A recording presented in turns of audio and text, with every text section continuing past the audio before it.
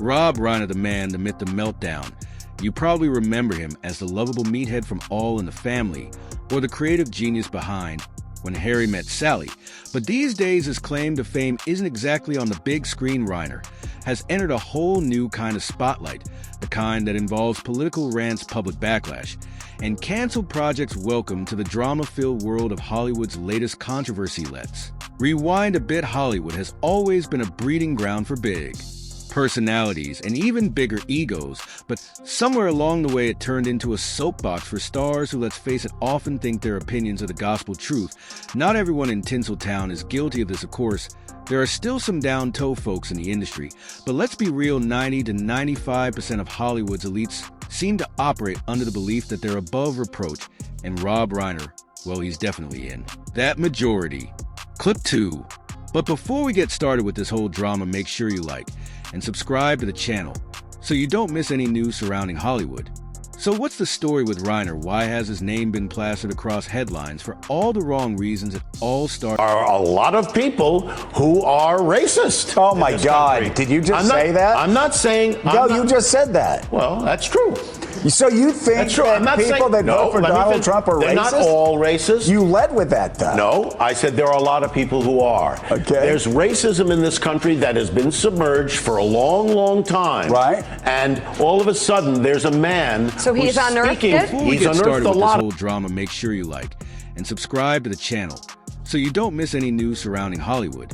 So what's the story with Reiner? Why has his name been plastered across headlines for all the wrong reasons? It all starts with the 2024 election. Reiner, like many of his Hollywood peers, wasn't exactly thrilled with the outcome. But while most people would vent to a close friend or maybe even post a tweet or two, Reiner went full nuclear's political meltdown. Was the kind of spectacle you couldn't look away from even if you wanted to, and trust me, plenty of people wanted to. Reiner's public outbursts didn't just ruffle feathers, they stirred up a whole hornet nest. And the fallout, it was swift and brutal. The backlash reached its peak when Netflix decided to cancel a massive $12 million documentary project about Reiner's life and career, the platform that greenlit Tiger King and is. It Cake looked at Reiner's project and said, nope, we're out. This wasn't just any project. Either the documentary was going to be a two-part deep dive into Reiner's decades-long career. It promised nerve scene footage, exclusive interviews, and a nostalgic look at his most iconic moments, from his time as meathead to his directorial hits like The Princess Bride and A Few Good Men. It was supposed to be a celebration of his legacy, a love letter to his fans. Instead, it became a cautionary tale about how quickly public perception can turn. So why did Netflix pull the plug? According to insiders, it wasn't just about Reiner's political rants, though those didn't help. Reports started circulating that Reiner had checked into a mental health facility following the election results. True or not, the optics weren't great. Combined that with the growing backlash from the public, and Netflix decided the risk wasn't worth the reward. After all, why invest millions in a project that could alienate half your audience naturally?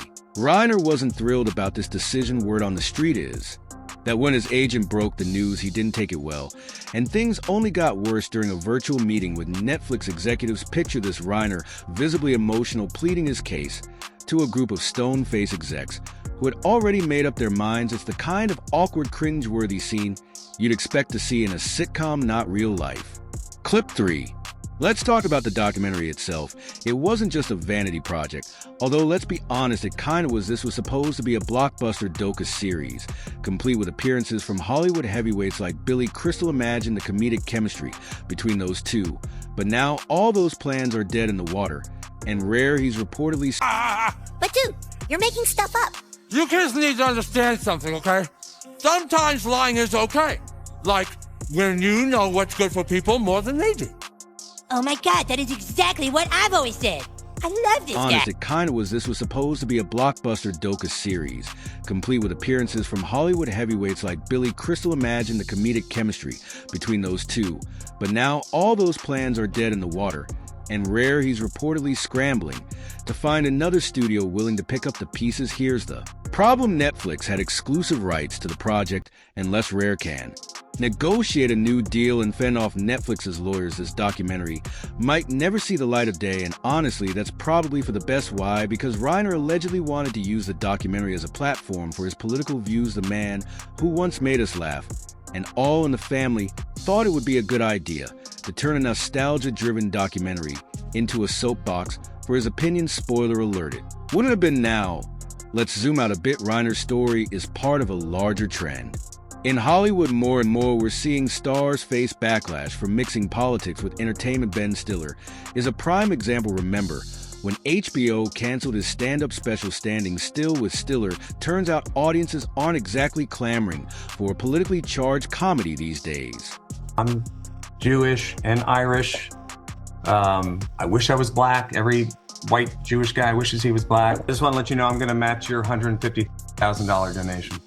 Everybody's got to get out and vote and donate. Get out there and vote and donate and like take advantage. This is such an important time right now, and this wave of energy that's happening, we got to keep going with it. So please do everything you can. Let's not forget the backlash against other Hollywood icons like Robert De Niro and George Clooney. It seems like every week another celebrity learns the hard way that audiences don't want to be lectured, they want to be entertained. So what's the lesson here? For starters, maybe don't alienate half your audience by belittling them. Reiner's infamous comment about the uneducated masses didn't win him any friends. In fact, it probably did more damage to his career than all his political rants combined. It's one thing to have an opinion, it's another to insult millions of people while sharing it. And it's not just about politics. The real issue is the growing disconnect between Hollywood and the general public. For decades, stars could get away with saying whatever they wanted because their fans didn't have an easy way to push back. But now in the age of social media, the power dynamic has shifted. Fans have a voice and they're not afraid to use it. That's why we're seeing more and more celebrities face public backlash and in some cases lose work because of it. The Make America Great Again. My comment is, do you accept that that could possibly be construed as a racist remark?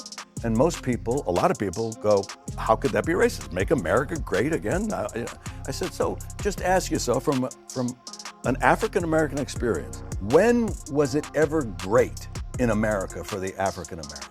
When was it great? So if you're making it great again, it's not including them. So it's to teach us in the woke world to open up and accept the possibilities that our privilege has created blind spots for us. And maybe I haven't seen what is really happening yet in all my years. So where does this leave Reiner? Well, for now, he's in damage control mode. Reports suggest he's working with his agent and manager to salvage the documentary. But it's an uphill battle. Even if he finds another studio willing to take a chance on in the project, will likely be a shadow of its former self. And as for his legacy, that's a bit more complicated. Reiner will always be remembered for his contributions to film and television, but his recent antics have undoubtedly tarnished his reputation. At the end of the day, this saga isn't just about Rob Reiner. It's a reflection of a broader shift in the entertainment industry. Hollywood is starting to realize that audiences aren't as willing to overlook bad behavior or political grandstanding as they once were. And while that might be a tough pill for some stars to swallow, it's a necessary one.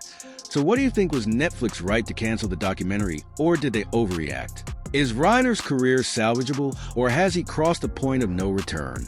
One thing's for sure, this story is far from over. If you guys like today's video, make sure you like and subscribe to the channel.